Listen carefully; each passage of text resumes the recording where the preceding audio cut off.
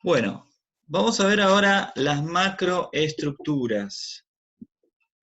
Lo que estamos viendo, por favor apaguen los micrófonos. Lo que estamos viendo acá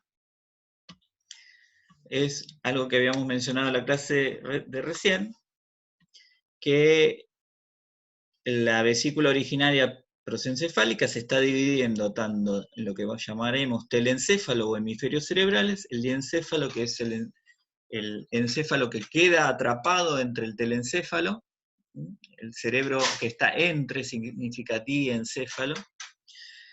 El mesencéfalo se va a diferenciar, ahora vamos a ver un poquito más, y rombencéfalo se transforma en metencéfalo y en mielencéfalo. Estas 5 regiones, la médula espinal, tienen a su vez estructuras internas que vamos a ir aprendiendo de a poquito. El telencéfalo es tan extenso que la clase de hoy va a ser solamente telencéfalo, y vamos a dejar para la clase que viene otras como diencéfalo, mesencéfalo y demás. Bueno, recuerden, acá tenemos los ventrículos laterales. Si estamos dentro de una vista donde detectamos los ventrículos laterales, también estamos en el telencéfalo. El telencéfalo está amortiguado y alimentado por los ventrículos laterales que transportan líquido cefalorraquídeo y sostienen internamente las dimensiones y amortiguan los golpes de los hemisferios izquierdo y derecho.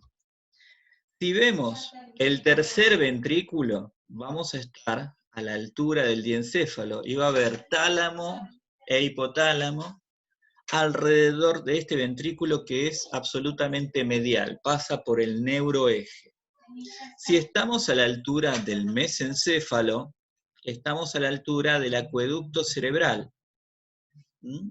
Si estamos viendo el acueducto cerebral, alrededor debe estar el techo y el tegmento del mesencéfalo. Si estamos viendo el cuarto ventrículo, sabemos que por delante está la protuberancia y por atrás está el cerebelo.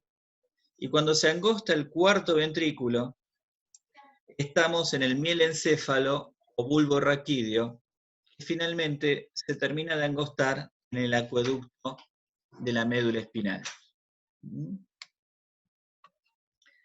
Perfecto. Ahora, los ventrículos laterales repasamos. Miren en esta visión, en un corte axial, el dibujo de los ventrículos, cómo están proyectados dentro de los hemisferios cerebrales y están mostrándonos diferentes regiones del telencéfalo. Y cómo el tercer ventrículo, mucho más medial, rodeado va a estar el diencéfalo, que hoy no vamos a ver, pero veremos más adelante.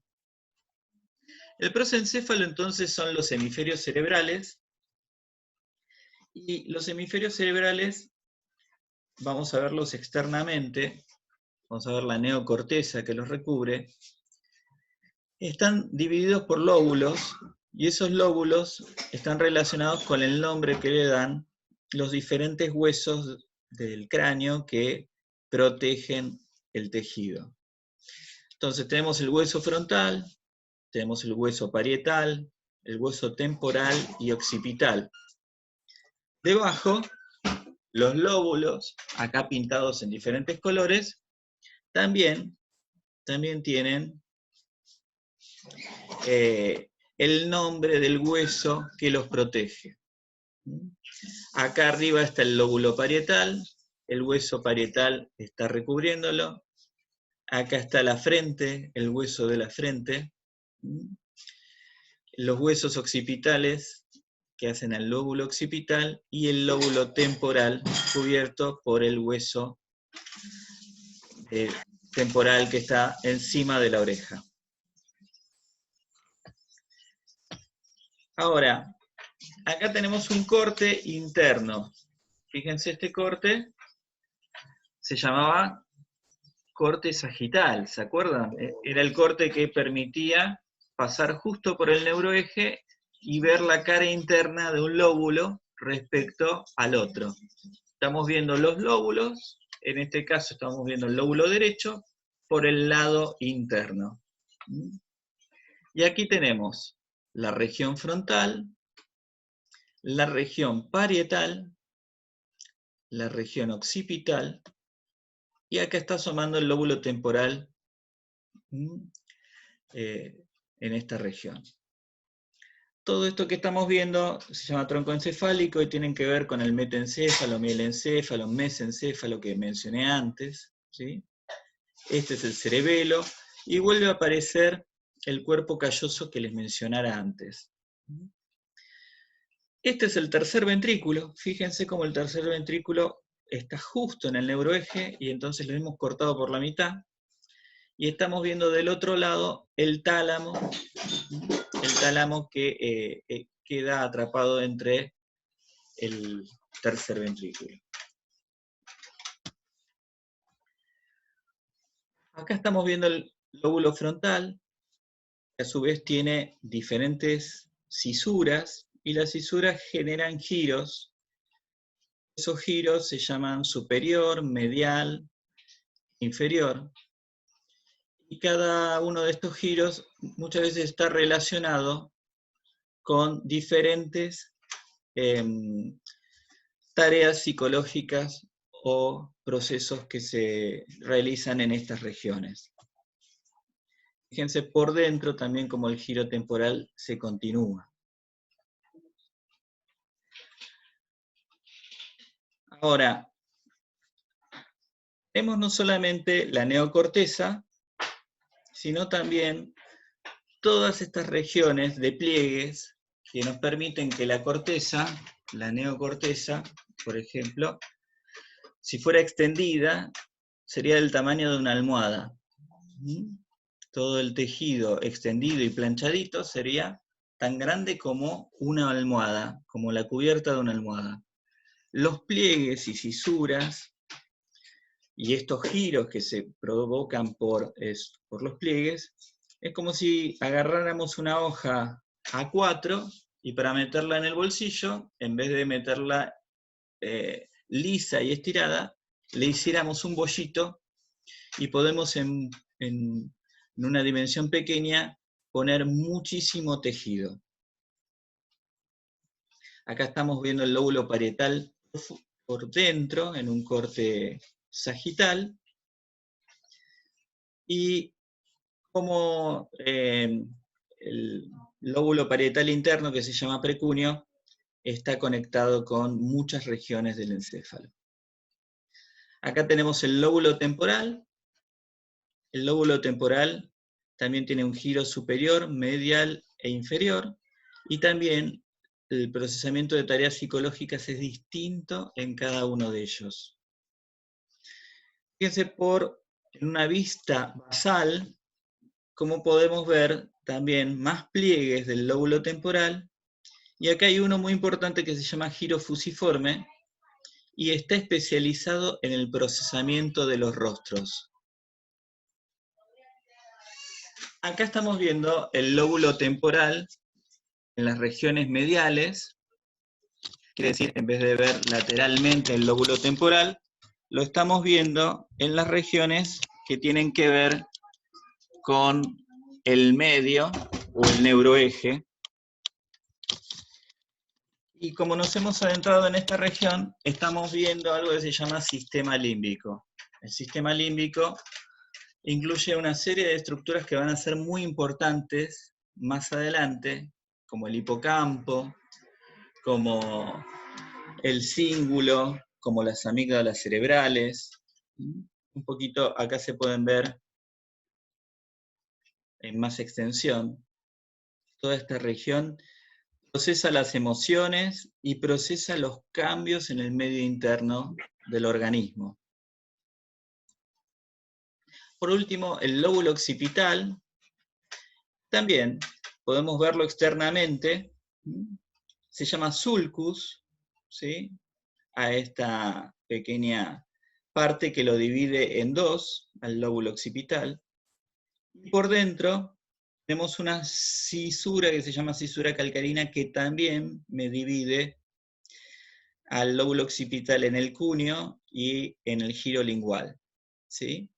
Y alrededor de la cisura calcarina está toda la corteza visual con la cual procesamos la información visual que proviene de los ojos.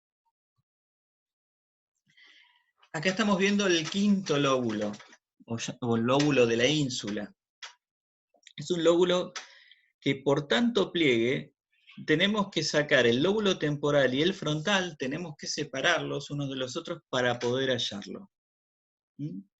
Acá en este corte podemos visualizarlo, hemos cortado parte del lóbulo temporal y parte del lóbulo frontal, y pintado en verde está la ínsula, para poder verla. Es el quinto lóbulo, el lóbulo escondido, que no se puede ver a simple vista. Y en este corte coronal, en verde, vemos los pliegues que ha hecho el lóbulo temporal y el frontal, y cómo ha quedado escondido este lóbulo por todos los pliegues que tiene encima. Y este es un corte basal, y podemos ver también el lóbulo de la ínsula. El lóbulo de la ínsula procesa muchas cosas, procesa aspectos del lenguaje, la emoción del disgusto o desagrado, y lo vamos a volver a ver en otra ocasión. Si nos vamos más lateralmente por todo el telencéfalo, vamos a tener una estructura grande que mal denominada se llama ganglios de la base. Recuerden que un ganglio son conjuntos de neuronas en la periferia. Ganglios de la base es como el mal término, debería llamarse núcleos basales, pero la terminología quedó por la costumbre. Y los ganglios basales tienen esta formita. Esto es como si el cerebro lo hubiéramos hecho de cristal y estamos observando hacia adentro. Le dicen núcleo lenticular también, porque fíjense que parece un anteojo. Es como si estas fueran las patillas, ¿sí? Y esto lo desplegáramos y acá tuviéramos el anteojo. Por eso los núcleos lenticulares se llaman. Y acá tenemos las diferentes partes. Van a ver, cuando escuchen hablar del trastorno obsesivo compulsivo, por ejemplo, que hay dificultades en los núcleos caudados. Bueno, estos son los núcleos caudados, ¿ven? Estas es las regiones que están anómalas en el trastorno obsesivo compulsivo. Acá tenemos la cabeza del caudado y esto, el cuerpo del caudado, y esto que es la cola del caudado. Acá están las amígdalas cerebrales, ¿sí? No son las amígdalas de la garganta, estamos hablando de amígdalas del cerebro. El cuerpo lenticulado, ¿sí? Y una región que une caudado con esta región se llama putamen, y forma una corteza que se llama corteza, no corteza, sino el estriado, que son regiones que de estar alteradas pueden derivar en trastornos como el Gilles de la Tourette, trastornos de tics o trastornos obsesivo-compulsivos. Por eso muchas veces los tics nerviosos y el trastorno obsesivo-compulsivo están frecuentemente asociados, porque las regiones afectadas están muy próximas anatómicamente.